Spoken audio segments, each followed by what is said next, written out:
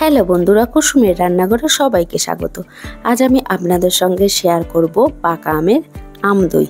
এটা বানানো কিন্তু খুবই সহজ। তাহলে দেখে নেওয়া যাক আমদইয়ের রেসিপিটা ভালো লাগলে চ্যানেলটাকে সাবস্ক্রাইব করবেন, পাশে থাকা বেল আইকনতে ক্লিক করবেন পরবর্তী রেসিপি সবার আগে পাওয়ার জন্য। এখানে আমি একটা কড়া নিয়ে নিয়েছি, দিয়ে দেব অল্প জল আর দিয়ে দেব 1 লিটার দুধটা দিয়ে আমি এটাকে অনবরত নাড়তে থাকবো। এর থেকে 2 হাতা দুধ আমি তুলে নেব, দিয়ে দেব 2 চামচ মিল্ক পাউডার বা গুঁড়ো দুধ, দিয়ে আমি মিশ্রণটাকে নেড়ে নেব ভালো করে। মিল্ক পাউডারটা দিলে দইটা খুব ভালো জমে। আমি ওই দুধটাকে দুধের মধ্যে ঢেলে দেব। মিডিয়াম ফ্লেমে আমি দুধটাকে ভালো করে জাল করে নেব। দেখুন অনেকটা ঘন হয়ে এসছে। এখানে আমি দিয়ে দেব 3 চামচ চিনি, দিয়ে আমি এটাকে ভালো করে নেড়ে নেব।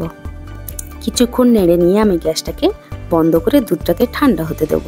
এখানে একটা আম নিয়ে নিয়েছি, আমি আমটাকে কেটে নেব।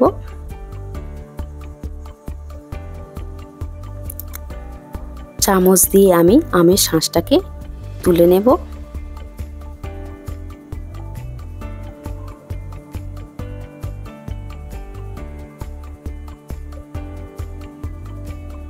এটা আমি মিক্সিতে পেস্ট করে নেব।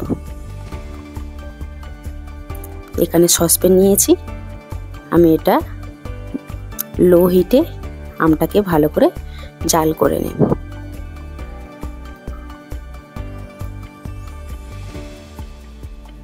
এটা অনবরত নাড়তে হবে, নালে পুড়ে যাবে। এটা হয়ে এসছে, আমি এটাকে ঠান্ডা করে নেব। আমি আগে থেকে টক দই জল ঝারিয়ে রেখে দিয়েছি, 4 চামচ আমি নিয়ে নেব। নিয়ে এটা টক দইটা আমি অনবরত নাড়তে থাকবো। আমের পাল্পটা দিয়ে দইয়ের সঙ্গে ভালো করে আমি মিশিয়ে নেব। এটা ভালো করে মেশাতে হবে।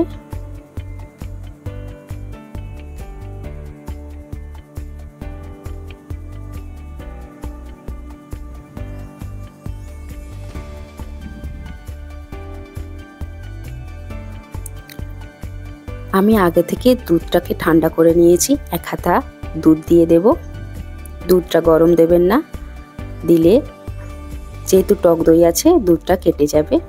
আর 1 হাতা দিয়ে ভালো করে দইয়ের সঙ্গে মিশিয়ে নেব। এবার আমি পুরো দুধটা দিয়ে দেব, দিয়ে এটা ভালো করে নেড়ে নেব। এটা ভালো করে নাড়তে হবে যাতে দইগুলো ভালো করে দুধের সঙ্গে মিশে যায়।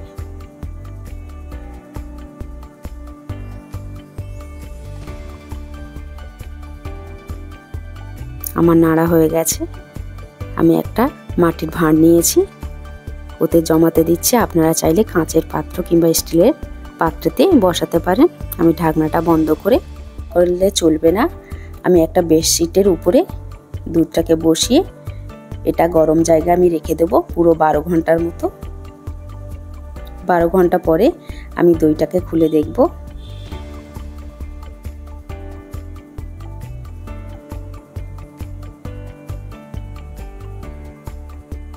ঢাকনাটা খুলে দেখব, দেখুন দইটা কতটা সুন্দর জমে গেছে। দেখতে কত সুন্দর লাগছে, আর করছিও পড়ছে না। আপনারাও বাড়িতে এরকম ভাবে আম দই বানিয়ে নিতে পারেন। খেতে কিন্তু একদম দোকানের মতোই হয়। রেসিপিটা ভালো লাগলে লাইক, কমেন্ট, শেয়ার করবেন। আমার চ্যানেলে নতুন বন্ধু হয়ে থাকলে চ্যানেলটাকে সাবস্ক্রাইব করবার অনুরোধ রইল। ধন্যবাদ।